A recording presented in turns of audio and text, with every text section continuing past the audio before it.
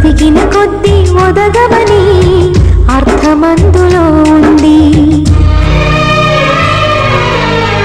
అపజయాలు కలిగిన చోటే గెలుపు పిలుపు వినిపిస్తుంది. ఆకులన్నీ రాలిన చోటే కొత్త చిగురు కనిపిస్తుంది. మౌనంగానే ఎదగమని మొక్క నీకు చెబుతుంది. ఎదిగిన కొద్దీ ఒదగమని అర్థమందులో ఉంది. అపజయాలు కలిగిన చోటే గెలుపు పిలుపు వినిపిస్తుంది.